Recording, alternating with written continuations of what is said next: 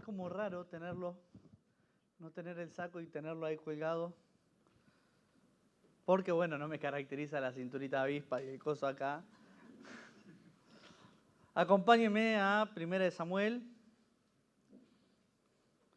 capítulo 6.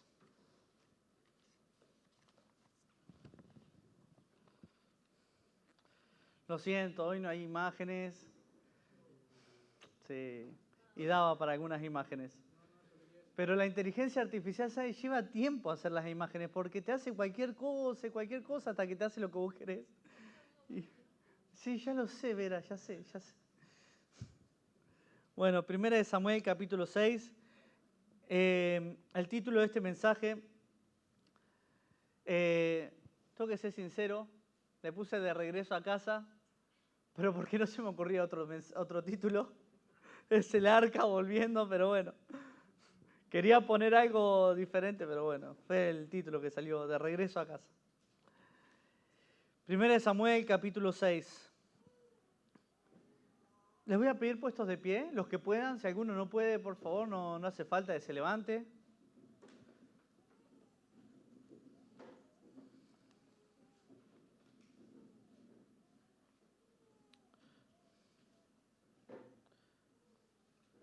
Para hacer más rápido la lectura ida y vuelta, y no hacer uno y uno, sino que vaya un poquito más rápido, voy a hacer 3 y 1. 3 y 1. De paso se mantienen atentos. Mientras tanto, prestando atención ahí a la lectura. Dice 1 Samuel, capítulo 6. Estuvo el arca de Jehová en la tierra de los filisteos 7 meses. Entonces los filisteos, llamando a los sacerdotes y adivinos, preguntaron: ¿qué haremos del arca de Jehová? Hacednos saber de qué manera la hemos de volver a enviar a su lugar. Ellos dijeron: si enviáis el arca de Dios de Israel, no la enviéis vacía, sino pagadle la expiación. Entonces seréis sanos y conoceréis por qué no se apartó de vosotros su mano.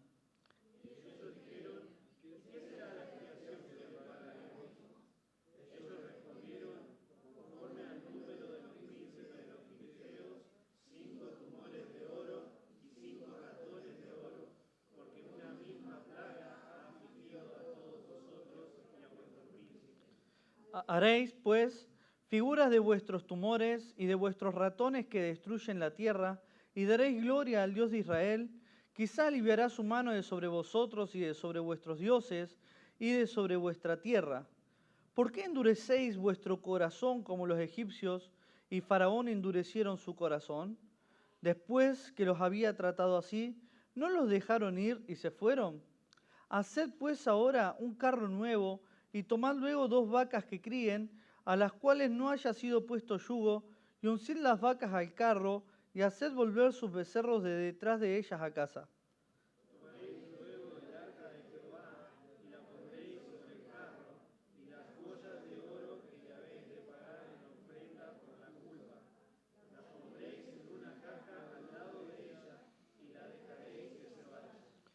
Y observaréis si sube por el camino de su tierra a Bet-Semes.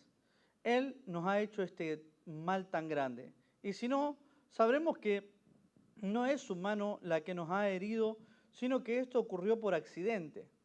Y aquellos hombres lo hicieron así, tomando 2 vacas que criaban, las uncieron al carro y encerraron en casa a sus becerros. Luego pusieron el arca de Jehová sobre el carro y la caja de los ratones de oro y las figuras de sus tumores.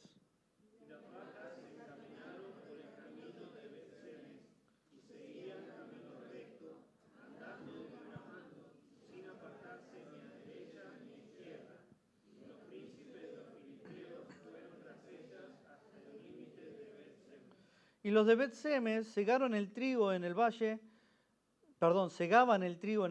y alzando los ojos vieron el arca, y se regocijaron cuando la vieron.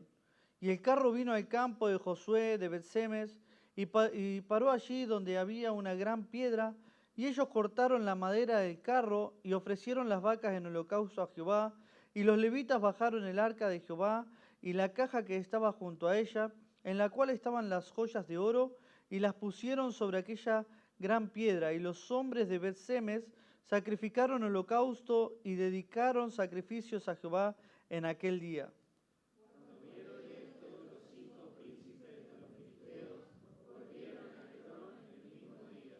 Estos fueron los tumores de oro que pagaron los filisteos en expiación a Jehová. Por Asdod 1, por Gaza 1, por Ascalón 1, por Gat 1 y por Ecrón 1. Y los ratones de oro fueron conforme al número de todas las ciudades de los filisteos, pertenecientes a los 5 príncipes, así las ciudades fortificadas como las aldeas sin muro. La gran piedra sobre la cual pusieron el arca de Jehová está en el campo de Josué en Bet-Semes hasta hoy. Entonces Dios hizo morir a los hombres de Bet-Semes porque habían mirado dentro del arca de Jehová. Hizo morir del pueblo a 50.070 hombres. Y lloró el pueblo porque Jehová lo había herido con tan gran mortandad.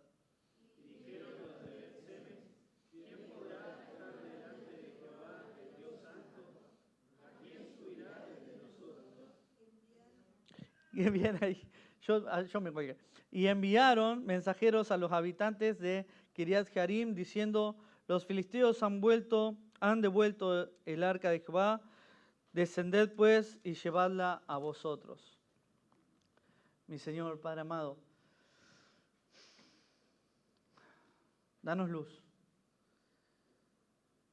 Una vez más te ruego de nuevo coraje y valentía para poder predicar tu palabra.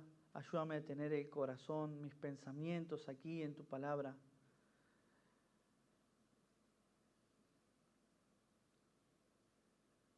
Qué privilegio que tengo, Señor. Te pido que por favor tomes tu palabra y hagas con ella, Señor, lo que tú sueles hacer. Hablarnos, Señor. Convencernos. En el nombre de Cristo Jesús. Amén. ¿Pueden tomar asiento?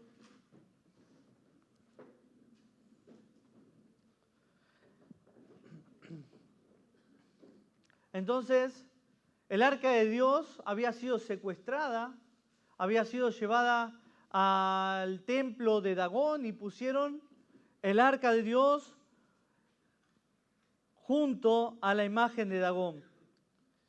Y al día siguiente encontraron que la imagen de Dagón estaba postrado ante el arca de Dios. Entonces los filisteos levantaron la imagen, afirmaron sus pies, seguramente lo establecieron mejor para que no vuelva a caer, pero al otro día volvieron a encontrar nuevamente la imagen de Dagón con su pecho sobre el polvo y su cabeza y sus manos a la entrada.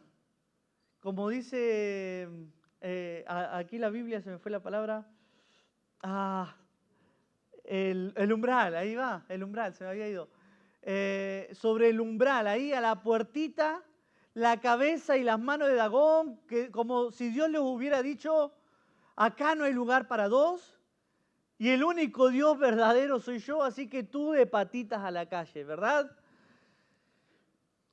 Pero la mano de Dios no solo estuvo sobre Dagón para humillarlos, sino también sobre los filisteos.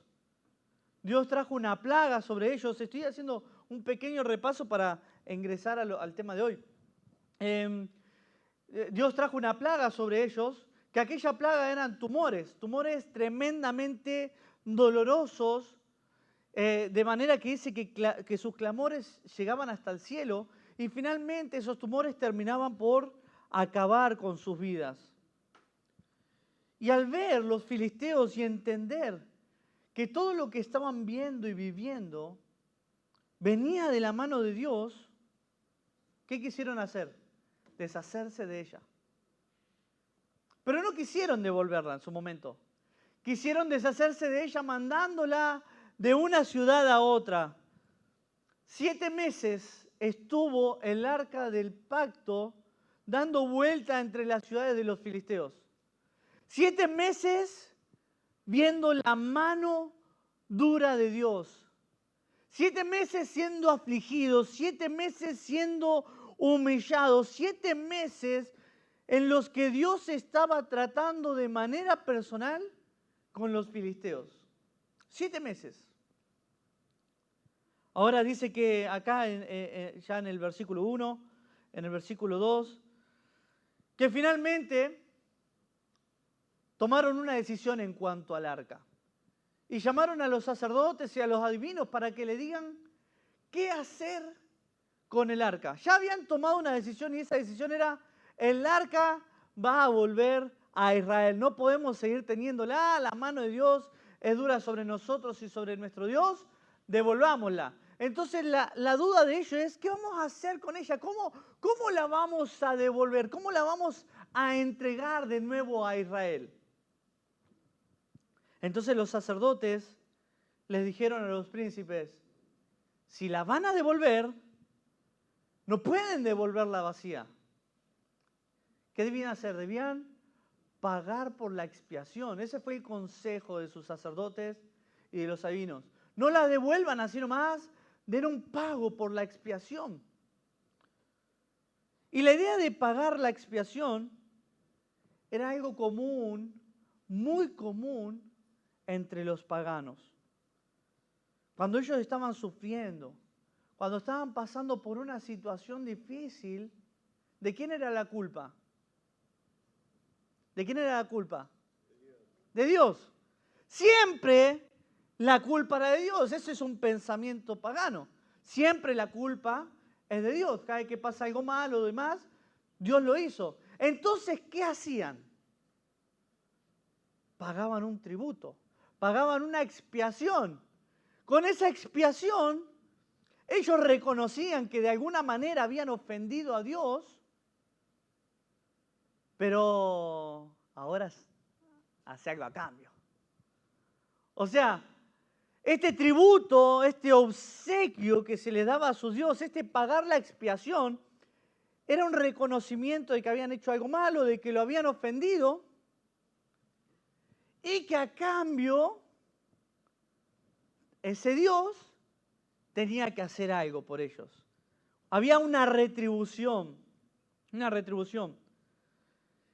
Era un pago cuando querían que su Dios los sanara. Era un pago cuando querían que alguna cosa que iban a hacer saliera bien. Eso era un tributo a sus dioses. También era una forma de honrarlo y de decir, tú eres Dios y yo necesito esto. Yo necesito esto. Este era la idea de el pago de la expiación. Y con ese mente pagana, con ese mismo pensamiento, con ese mismo razonamiento, querían relacionarse con Dios. ¿Cuánto hay que pagarle? Dios está enojado con nosotros. La mano de Dios es dura con nosotros. ¿Cuánto hay que pagarle? A ver. ¿Cuánto es el tributo? Dios, ¿con cuánto aplacamos tu ira? Esa era la idea del tributo, aplacar su ira. Pero buscar algo a cambio, ¿se entiende? ¿Cuánto te tenemos que dar para que deje de azotarnos? A ver, Dios, ¿cuánto debemos pagarte para que se te pase la bronca? Esa era la idea y con ese pensamiento fueron a Dios. En la mente pagana de los filisteos, cualquier Dios ofendido debía ser apaciguado, aplacado con regalos, con tributos. Entonces, ¿qué debemos hacer? Con este Dios debemos aplacarlo con algún tributo, con algún obsequio. Ahora, los filisteos tenían 5 ciudades y también tenían 5 príncipes. Dice la Biblia allí que por cada ciudad y cada príncipe que estaba en aquella ciudad, dieron un tumor de oro y un ratón de oro. Seguramente la plaga que Dios mandó, como vimos la semana pasada, fueron de ratones por todos lados, y los ratones, a causa de los ratones, tuvieron tumores, y a causa de los tumores, la gente sufría y terminaba muriendo. Y miren el versículo 5 y 6. Versículos 5 y 6 dice, haréis pues figura de vuestros tumores y de vuestros ratones que destruyen la tierra, y daréis gloria al Dios de Israel. Quizá aliviará su mano de sobre vosotros y de sobre vuestros dioses y de sobre vuestra tierra. ¿Por qué endureceréis vuestro corazón como los egipcios y Faraón endurecieron su corazón? Después que los había tratado así, ¿no los dejaron ir y se fueron? Evidentemente, estos príncipes, al escuchar el consejo de los sacerdotes, ¿cuál fue el consejo de los sacerdotes? A ver si están ahí, están así. Exacto, el tributo. Entonces, evidentemente, por lo que dice acá, estos príncipes, al oír acerca del tributo que tenían que dar, que eran 5 tumores de oro y 5 ratones de oro, los príncipes habrán dicho, no, es un montón. No, es muchísimo. ¿Cómo vamos a hacer 5 tumores de oro y 5 ratones de oro macizos? Es un montón, no. Entonces los sacerdotes y los adivinos, conociendo lo que Dios había hecho a los egipcios, le dicen, den gloria a Dios. Den gloria a Dios, páguenle por la ofensa que le hicieron. Y en una de esas, Dios alivia su mano y nos quita el pie a nosotros, a nuestro Dios y sobre nuestra tierra. Den gloria a Dios, le dicen estos consejeros. Den el tributo, den el pago, reconociendo que Él es Rey, que Él es Dios. Y no endurezcan sus corazones, le dicen, como hicieron los egipcios.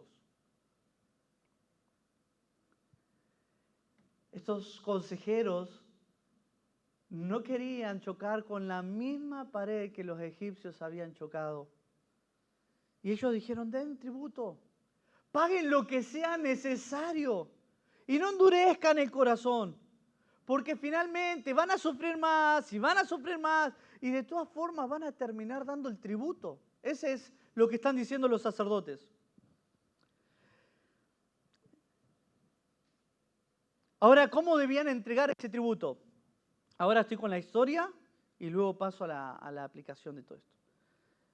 ¿Cómo debían hacerlo? Miren, es muy específico cómo debían entregarlo. Primero, ¿cómo debían entregarlo? Tenía que ser un carro nuevo. Segundo, tenían que tomar 2 vacas que estén criando, que tengan hijos, y que a la vez que nunca hayan tenido un yugo sobre su cuello.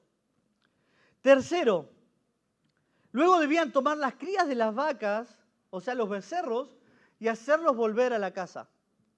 Cuarto, poner el arca sobre el carro nuevo. Quinto, poner las joyas, o sea, los tumores de oro y los ratones, en una caja al lado del arca. Y sexto, debían dejarlas ir a las vacas. Debían dejarlas ir. Y es interesante por qué toda esta lista de requisitos de cómo enviarla. No fue porque sí, no fue que los sacerdotes dijeron, háganlo así ya. Todo tenía una razón. Primero, el carro nuevo. El carro nuevo era una muestra de respeto, una reverencia hacia el arca. No iban a poner el arca del Dios que les estaba azotando, que había humillado a su Dios y a ellos en un carro usado. Sino que iban a hacer un carro específicamente para el arca. Uno que no haya sido usado para usos comunes. Segundo, 2 vacas que críen y que no hayan tenido yugo. Esto era raro. ¿Por qué? ¿Por qué alguien enviaría un carro o algo que yo quiero hacer llegar algo a algún lado? Tengo que ir a un lugar donde hacen envío de paquete. ¿Por qué alguien enviaría el arca de Dios con 2 vacas que estaban criando hijos, becerritos, y que jamás habían empujado una carreta? Que jamás habían trabajado juntas, que no estaban entrenadas para ir ni volver en una dirección. ¿Por qué? Porque estaban probando a Dios. Los filisteos estaban probando a Dios porque naturalmente 2 vacas que estaban criando se iban a quedar allí con sus crías. No iban a querer caminar derechito. Naturalmente, 2 vacas que nunca habían tenido un yugo no iban a tirar para el mismo lado.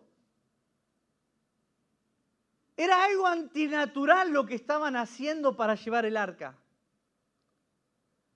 Naturalmente, cada vaca iba a tirar para su lado para estar con sus crías.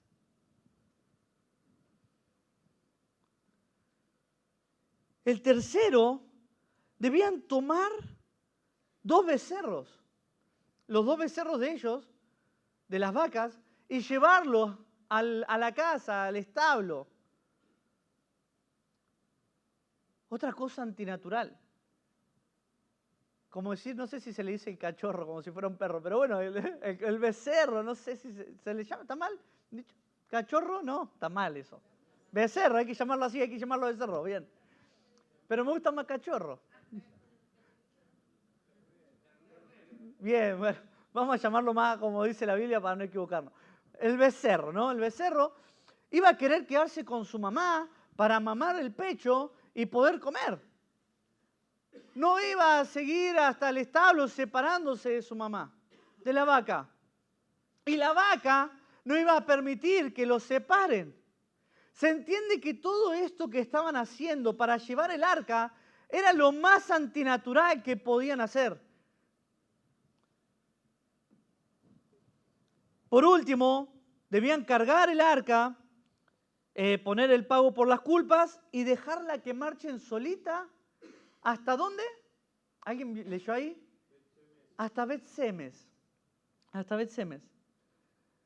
Bet-Semes era la ciudad frontera con los filisteos.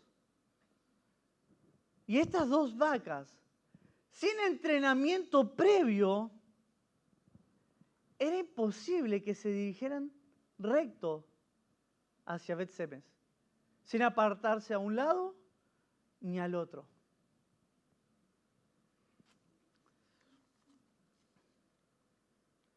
Nuevamente los filisteos estaban tratando con Dios con una mente pagana. Todavía dudando de si realmente era Dios quien les había hecho eso. Después de vivir lo que vivieron, después de ver lo que vieron, la mano dura de Dios contra ellos y contra Dagón, seguían diciendo en su corazón, ¿habrá sido Dios? ¿No habrá sido coincidencia? Después allá, por aquí dice, por accidente. ¿No habrá sido un accidente todo esto que pasó? ¿Y no fue Dios? Entonces, ¿qué hacemos? Hagámoslo de esta manera, ¿no? Probemos a Dios. Así que, si estas vacas abandonan a sus crías y comienzan a caminar derechito, sin apartarse ni a diestra ni a siniestra, y llegan hasta Bet-Semes, trabajando juntas, empujando juntas el carro que jamás habían empujado, entonces sí, ese era Dios. Entonces sí, pero todavía no estamos tan seguros de que sea Dios. Ahora, antes de terminar con el relato y decirles qué fue lo que pasó, quiero decirles que hay 3 cosas en este texto que me impactan, y acá es como más la enseñanza. 3 cosas que llamaron mi atención, haciendo rememoria al estudio de hoy. 1, que hayan querido devolver el arca, que hayan querido deshacerse del arca de Dios. Amigos, Dios se mostró ante ellos. Dios se reveló ante los filisteos de una manera tan clara que en su momento, en el capítulo 5, ellos reconocieron que era la mano de Dios. Vieron la estatua de su Dios tirada en el piso. La levantaron, la firmaron. Lo que era imposible que una estatua de esa magnitud se cayera. Pero por segunda vez la vieron nuevamente tirada en el suelo, pero esta vez sin la cabeza y sin las manos, echado de su propio templo. Vieron cómo Dios trajo una plaga sobre sus vidas, cómo Dios los llevó a un pozo, a un sufrimiento increíble, de manera que la ciudad clamaba y sus clamores llegaban al cielo. clamaban por el dolor físico, clamaban al ver a su familia sufrir y morir. Dios los había quebrantado, Dios los había roto. Pero frente a aquel quebrantamiento, y a pesar de que Dios expuso a su falso Dios ante sus ojos y les mostró que no era más que un Dios falso, y les mostró quién era el verdadero Dios, así todo, no se rindieron ante Dios.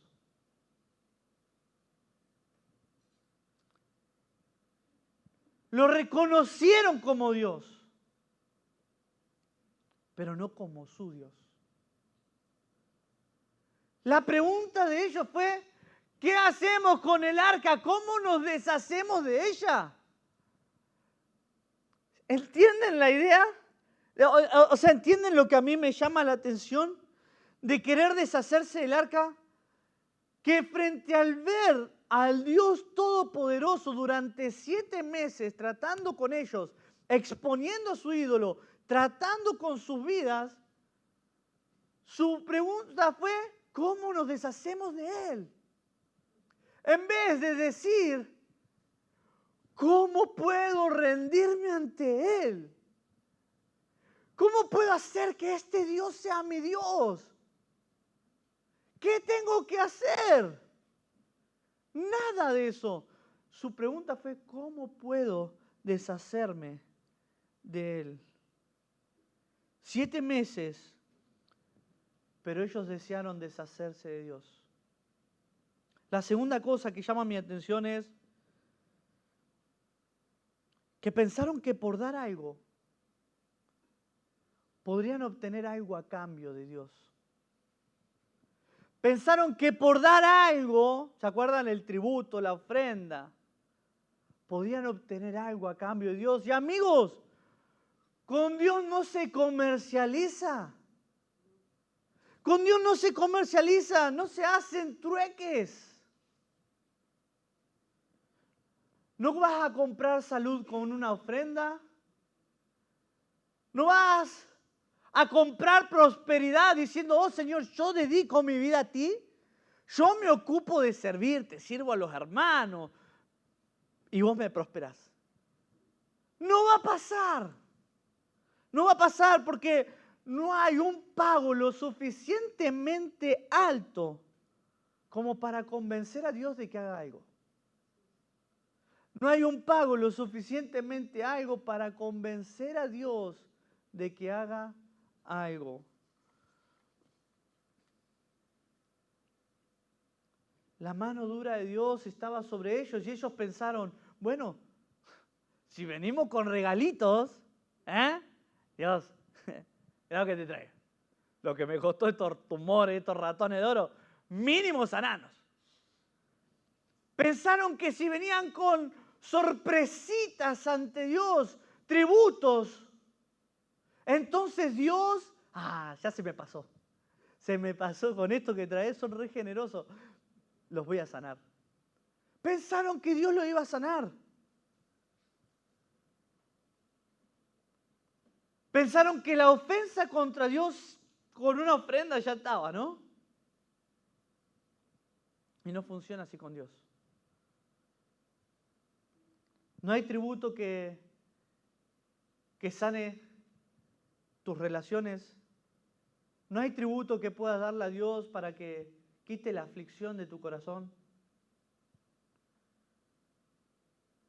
Porque las intenciones de Dios no pueden ser compradas.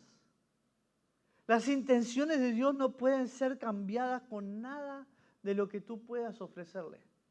No hay algo lo suficientemente bueno que tú puedas ofrecerle a Dios como para que Dios cambie sus intenciones. Lo que Dios nos da, si nos libra de alguna enfermedad, es pura gracia. No fue una ofrenda, no fue un trueque, no fue que vos estás sirviendo y sos un re siervo y te voy a sanar. Lo que Dios da es pura gracia, pero no se puede comprar nada a Dios.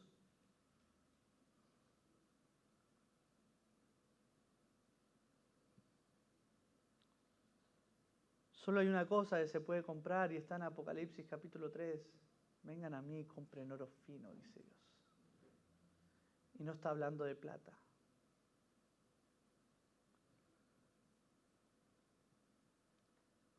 Ellos dieron ese tributo como un gesto de reconocer su poder, como un gesto de darle gloria, pero obviamente estaban esperando algo a cambio. Sanidad. Cuando lo único que tenían que darle a Dios era un corazón contrito y humillado. Esa era la mejor forma de reconocer su señorío.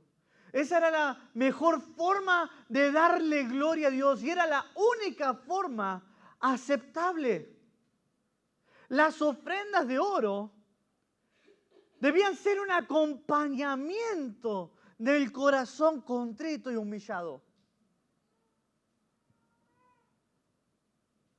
¿Se acuerdan cuando Jonás fue a Nínive, aquella ciudad sanguinaria, a predicar?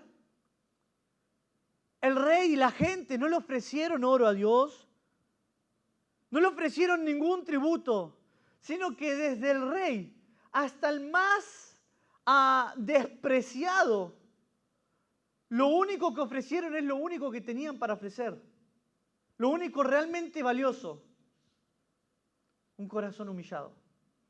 Arrepentimiento. Señor, perdónanos, no nos aniquiles. ¿Y qué hizo Dios? Los perdonó. No hay nada que puedas dar para obtener algo del Señor, solo un corazón quebrantado, humillado. Eso es lo único valioso que tenés para darle. Es lo único. No hay nada más. Tercero, lo que me llamó la atención de esto es que pusieron a prueba a Dios. Pusieron a prueba a Dios. A pesar de lo que vieron, a pesar de lo que vivieron, seguían incrédulos. En sus corazones seguía una duda. Estaban pensando si realmente fue Dios quien hizo eso. Entonces, cuando devolvieron el arca, lo probaron. Por eso lo hicieron como expliqué hace un ratito. Contra todo pronóstico, contra toda probabilidad. Era imposible que ese arca llegara a su destino si no era la mano de Dios. Y acá hago un paréntesis. Permítame hacer un pequeño paréntesis que no va exactamente con el tema, pero no quiero guardarlo. ¿Hacia dónde se dirigía el arca?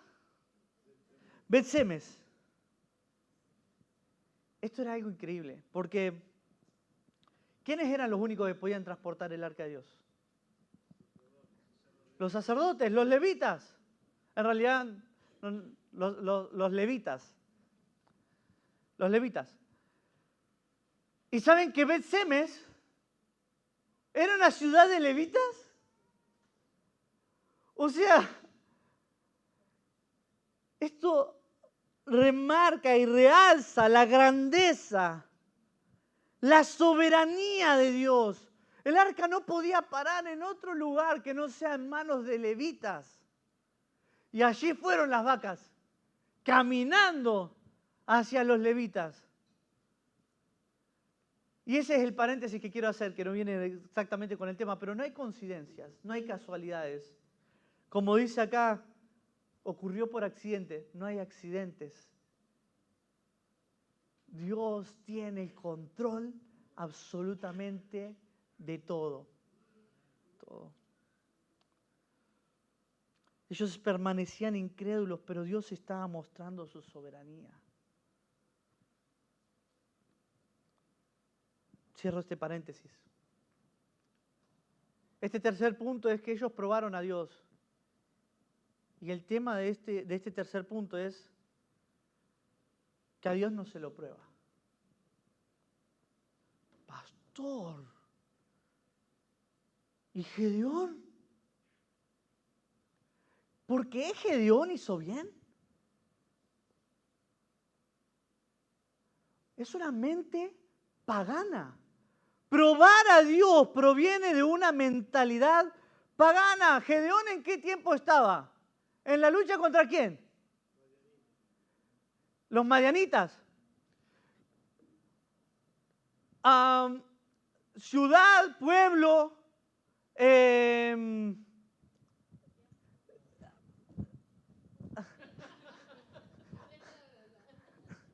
al lado, se me fue la palabra. Limítrofe. Ahí va, gracias. ¿No entienden los gestos? Así hacía Kiko.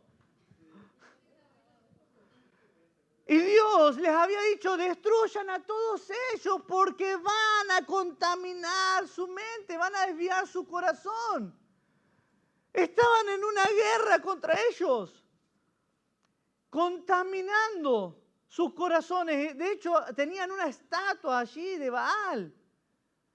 Entonces, Gedeón cuando prueba a Dios, no podemos decir, qué bien Gedeón probó a Dios, probemos a Dios. No, Dios es soberano, Dios no puede ser probado. Jesús le dijo a los judíos, generación mala y perversa, incrédulos, demandan señal, señal no les será dada. La única vez que vemos en las Escrituras que Dios dice, probadme, ¿dónde es? Malaquías, hablando en cuanto a los diezmos, como diciendo, Dios, no te mandar, que yo voy a ser fiel. Es la única vez que Dios dice, probadme. Que Dios no le haya consumido a Gedeón en el mismo momento no significa que estaba bien. Significa que Dios es muy paciente. Que Dios es muy misericordioso. Pero amigo, no pongas el vellón. Eso proviene de una mente pagana. Mente pagana. A Dios no se lo prueba. Tú tienes el Espíritu Santo de Dios. Tú tienes la mente de Cristo. No puedes poner un vellón. A Dios se le cree. Ellos no creían, por eso probaron a Dios. Probar a Dios proviene de un corazón incrédulo.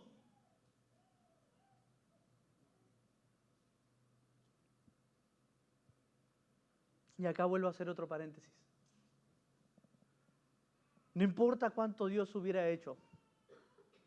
No importa que Dios tumbó la imagen, le sacó los brazos, lo puso de patita en la calle. No importa que Dios mandó una plaga. No importa que le salieron tumores. No importa absolutamente nada. Y no importa si Dios hubiera hecho más. Nada hubiera hecho que se humillen. Porque sus corazones no estaban duros para reconocer que Él era Dios. Sus corazones estaban duros para reconocer que Él debía ser su Dios.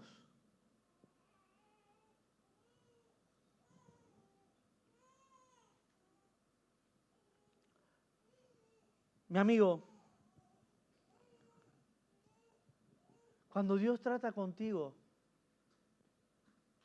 no te ensoberbezcas. No intentes deshacerte de Dios. Humíllate ante Él. No solo lo reconozcas como Dios, sino como tu soberano, tú personal. Segundo, no intentes conseguir algo de Dios ofreciéndole algo. Pedile que tenga gracia, porque no puedes darle nada. No hay nada valioso que tú tengas para ofrecerle a Él más que tu corazón humillado. Señor, te entrego mi corazón, te entrego mi vida, lo único. Tercero, no pruebes a Dios, créele. Créele. Hay que ir quitando la paganidad de nuestra mente y nuestro corazón con lo que fuimos contaminados de este mundo. No pruebes a Dios, créele. Señor mío, gracias por tu palabra. Te ruego, Dios, que nos ayudes a tener un corazón humilde, humillado, a creerte a ti, a conformarnos con tu gracia, Señor. En el nombre de Cristo Jesús. Amén. Si me dejan hacerle un comentario final, que es algo que le quería decir, tenía anotado y no lo dije, pero es un comentario nomás. Si Dios guió a las vacas, ¿no nos va a guiar a nosotros? Por eso no hace falta probarlo, ¿no? Hace falta solo creerle.